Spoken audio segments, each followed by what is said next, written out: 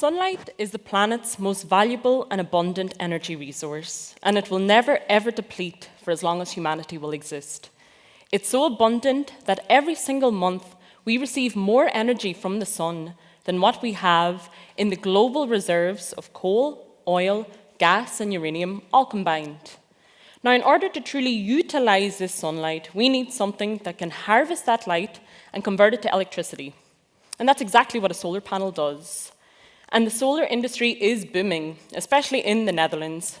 For a country that's actually not all that sunny, the Netherlands is one of the highest installers of solar panels in the world, because sunlight is free and the Dutch love a good bargain. Today, solar panels are mostly made out of silicon, but we have a problem.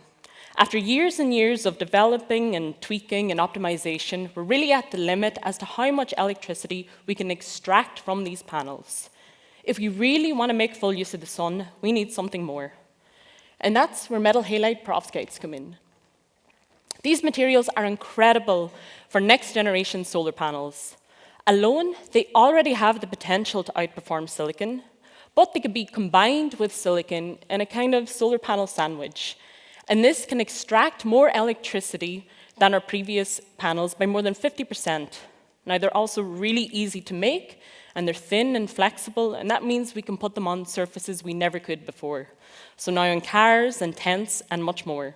The potential of perovskites is huge. But there's a catch. They're reactive. They're not very stable. So over time, they degrade, and this degradation really means a loss in the performance. If we want to stop this degradation and maximize efficiency, we need to understand them at a fundamental level. So, how can we do this? Well, in our group, we think the best way to study perovskites is by using light. Not sunlight, but with highly controllable lasers.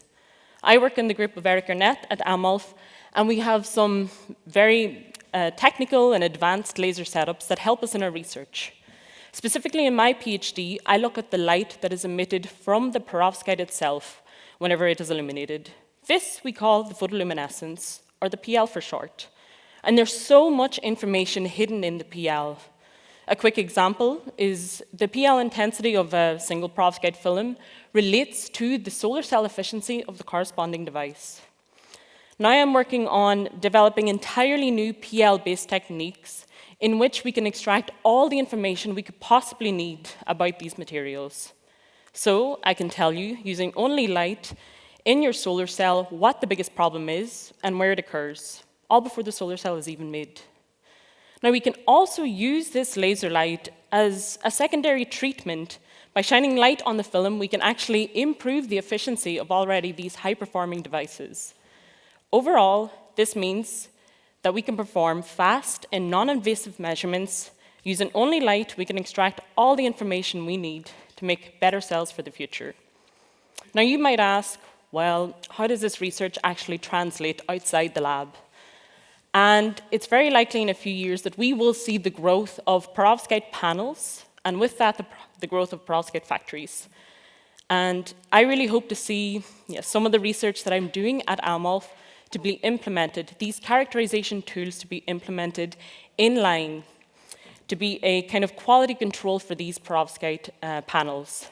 That way we can rapidly ensure the scale up of these perovskite panels and not compromise on efficiency or stability, meaning we can promise worldwide access to clean, renewable, and efficient electricity, meaning we get the most from the sun.